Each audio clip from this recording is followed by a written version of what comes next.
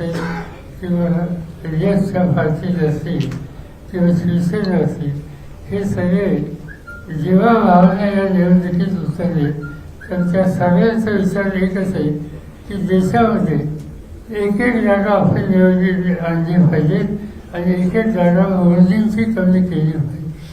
आज मोदींची शक्ती, मोदींची संसदेची सारख्या ही कमी होणार ही राष्ट्रीय गरज आहे. साहेब, माढा मतदारसंघामध्ये पाठीमागच्या विधानसभा निवडणुकीमध्ये उत्तम जानकर यांनी राष्ट्रवादीकडून निवडणूक लढवली आणि गेल्या 3 दिवसांमध्ये जयश्री मोती यांचा जसा काँग्रेसमध्ये राष्ट्रवादीमध्ये प्रवेश झाल्यापासून विशेष विमानाने जयकुमार गोरे, रणजितसिंह नाईक निंबाळकर नागपूरला जातात आणि तिथं त्यांची भेट घेऊन एक नाराजी सांगतात. आज हे सकाळी उत्तम जानकर यांना नागपूरला घेऊन गेले. त्यानंतर उत्तम जानकर हे संध्याकाळी निर्णय जाहीर करणार आहेत की बीजेपी बरोबर जायचं की मोहिते पाटलांना पाठिंबा द्यायचा. निर्णय झालेला आहे. उत्तम जानकर घेऊन गेले म्हणजे विमानात जातात, स्पेशल विमान करून जातात ते नागपूरला. रणजितसिंह नाईक निंबाळकर यांनी रणजितसिंह नाईक निंबाळकर उत्तम जानकरांना घेऊन गेले नागपूरला. विमान आमचा माझा मतदारसंघ तिथं एकदम निवडणूक लढत असतो. हा दुष्काळी मतदारसंघ आहे. आमची एकंदर स्थिती सुधारणा दिसते की आमच्या सरकारी विभागांनी जातात. साहेब, आपण 99 पासून आपला पालिकेला आहे, इथे खासदार आपले आहेत, आमदार पण भरपूर आपल्याला दिले. म्हणावे तसे अजून प्रोजेक्ट मोठे सातारा जिल्ह्याला आले नाहीत, नोकरधंदा नाहीत. आपलाच राष्ट्रवादी खासदार इथे निवडून आलेले आहेत. आता काय लोकांपाशी घेऊन जाणार तुम्ही, काय अजेंडा घेऊन जाणार तुम्ही लोकांना आम्ही सांगतो आम्ही काय करतो ते. म्हणजे पार्लमेंटमध्ये तुम्ही जे आमचे उमेदवार पासून दिले तुम्ही त्याचा परफॉर्मन्स बघा, तिथं रेकॉर्ड बघा. प्रत्येक गोष्टीमध्ये जागृतपणाची भूमिका आणि राज्याची भूमिका.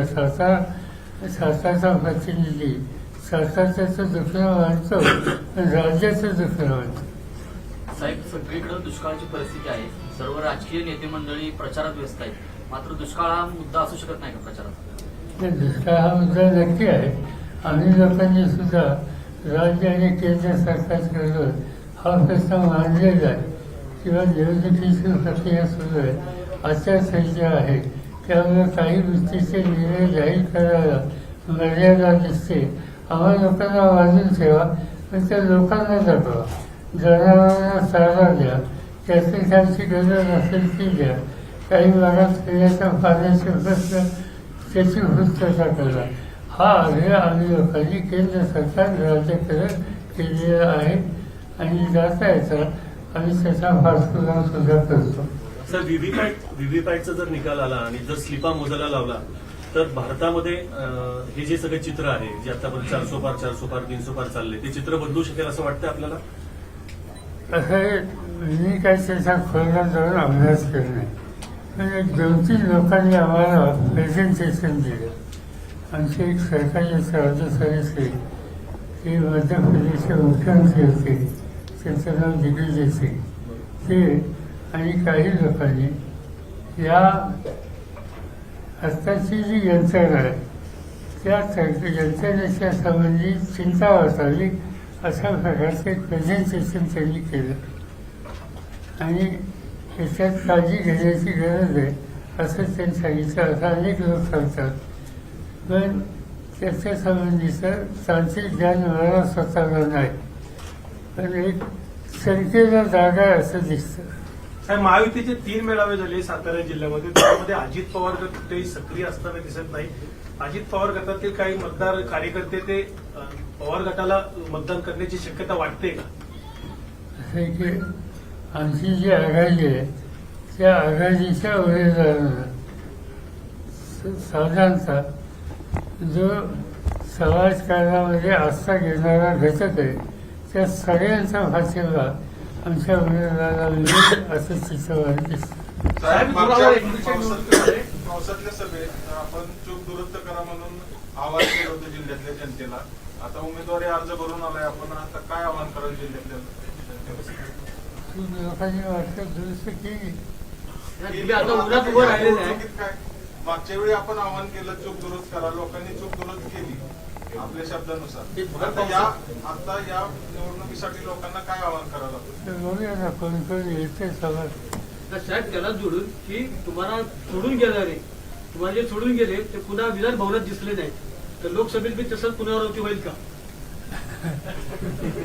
बघूया आता एकदा अजून नवीन इलेक्शन आज सुरू झाले एकदा कोणतं लोक राहते खाली संघर्ष लढाई ही कुणाची आहे त्या गोष्टी स्पष्ट झाल्याच्या नंतर भाष्य केली होईल.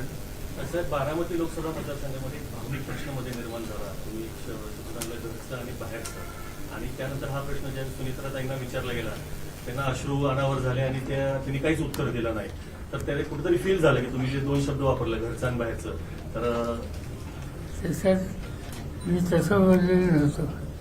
मी जे बोललो होतो प्रश्न काय विचारला प्रश्न तिचा अजित पवारांनी काही भाषण केलं. त्यांच्या भाषणात त्यांनी सांगितलं की मला निवडून दिलं मला म्हणजे त्यांना स्वतः निवडून दिलं ताईंना निवडून दिलं आता सुनेला निवडून द्या आणि देत असताना त्यांनी आणखी काही वाक्य वापरायचं. पवार फॅमिलीचा उल्लेख तर त्याच्या संबंधी मी फक्त स्पष्टीकरण केलं. त्यापेक्षा वेगळं काही मला सांगायचं कारण नाही. आणि महिलांच्या हिताच्या संबंधीचा इश्यू जर असेल तर मला असं वाटतं की या देशात महिलांच्या आरक्षणाचा पहिला निर्णय राज्याचा घेणारा मुख्यमंत्री मी होतो. शासकीय सेवेमध्ये त्यांना एक विशिष्ट आरक्षण द्यायचा निर्णय माझा होता. माझा केंद्र सरकारमध्ये मी संरक्षण मंत्री असताना तिन्ही दलामध्ये मुलींना सहभागी करून घ्यायचा निर्णय माझा होता. त्यामुळे असे अनेक निर्णय आहेत की त्या निर्णयामध्ये महिलांना सन्मान आणि प्रतिष्ठा मिळेल याची काळजी घेण्याची भूमिका मी घेतली आणि आमच्या सगळ्या सहकार्याने त्याला सातत्यानं पाठपुरावा त्याचा केला. आणि हे झाल्यामुळं आम्हा लोकांचे या महिलांच्याकडे बघायचा दृष्टिकोन किती समंजसपणाचा आणि पाठपुरावा करण्याचा आहे हे स्पष्ट होतं. त्यामुळे कारण नसताना एखाद्या शब्दावरने काहीतरी वेगळं वातावरण तयार करायचा प्रयत्न कोणी केला तर तो काही फार व्यक्ती करावा. साहेब अजित पवारांनी असा आरोप केला होता की विजय शिवतारे ज्यावेळेस उभा राहणार होते त्यावेळेस आरोप केला होता अजितदादांनी की त्यांना शिवतारेंना रात्र फोन करायची की तुम्ही उभा राहा म्हणून. त्यांचा रोग आपल्याकडे होता. दुसरी याचा अर्थ आहे समजा असेल आम्हाला एखाद्या मुलीला फायद्याचं असेल तर त्याला आम्ही जर प्रेमाने सांगितलं तर त्याच्यात काही चुकीच आहे. साहेब महाराष्ट्रामध्ये सध्या तुमच्याविषयीचं वातावरण खूप इमोशनल आहे. विशेषतः कालच्या मोहिते पाटलांच्या प्रवेशानंतर सुद्धा वातावरण खूप बदलले. तुम्ही सुद्धा तसं हे केलं. असं सगळं पाहताना महाराष्ट्रामध्ये इंडिया आघाडीला किती जागा मिळतील असं तुम्हाला वाटतं? आज सर्वकार मी हे बघतोय मागच्या वेळेला आम्हाला लोकांना सगळ्या मिळून आम्हाला म्हणजे सगळ्या विरोधकांना सगळ्या मिळून 5 किंवा 6 जागा मिळायच्या. 4 आम्हाला लोकांना मिळाली, 1 काँग्रेसला मिळाली 5 आणि 1 या औरंगाबादची MIM 6 जागा ह्या सगळ्या राज्यात मिळाल्या होत्या. यावेळेला हा एकंदर जागेच्या 60% 70% जागा मिळाल्या तर मला आश्चर्य वाटणार नाही. हा मूळ वाढ दिसतो सगळीकडे. विशेषतः विदर्भामध्ये विदर्भ हा गेल्या अनेक वर्षाचा आमचा अनुभव आहे की हा 43 नाही काँग्रेसचा इंदिरा गांधींच्या पासून सातत्याने काँग्रेसचा सफल करणारा विभाग अलीकडच्या काळामध्ये तिचं बदल होतं.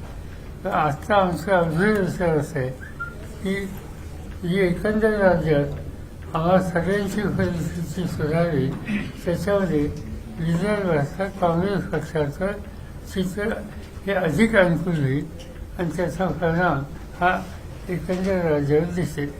साहेब मराठा आरक्षणाचे आंदोलन करते मनोज जरांगे पाटील आता काही भागात फिरतायत आणि त्यांनी आवाहन करतायत की उमेदवार पाडा.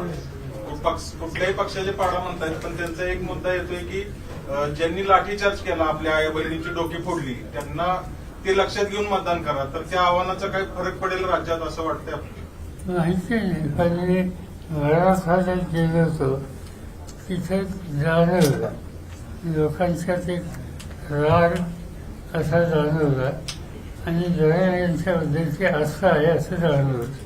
ते आता मतात किती रूपांतर होईल हे आज मी सांगू शकतो. उद्याच्या प्रचार सभांमध्ये निवडणुकीला काही लोकांच्याकडून जाणीवपूर्वक वेगळं वळण देण्याचा प्रयत्न सुद्धा होऊ शकेल. या अनुषंगाने निवडणुका शांततेत पार पाडाव्यात, राजकीय दर्जा मेंटेन व्हावा राजकारणाचा. या अनुषंगात आपण आपल्या कार्यकर्त्यांना राष्ट्रवादीच्या काही सूचना वगैरे देणार आहात की कसे? सूचना आम्ही आघाडी म्हणून निवडणूक करतोय आणि आघाडीच्या नेतृत्वाच्या ज्या बैठका झाल्या त्या सगळ्या बैठकामध्ये विशिष्ट कार्यक्रम आणि एक निश्चित अशा प्रकारचं उद्दिष्ट हे ठेवून निवडणुकीला सामोरं जायचं आणि ते जात असताना सगळ्यांनी सामूहिक प्रयत्न करायचे हे सूत्र आम्ही सगळ्यांनी स्वीकारलेलं आहे आणि त्या पद्धतीने आमच्या निवडणुकीचा अप्रोच असेल.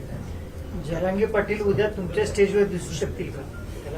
माझी त्यांची काही फारशी ओळख नाही आणि मी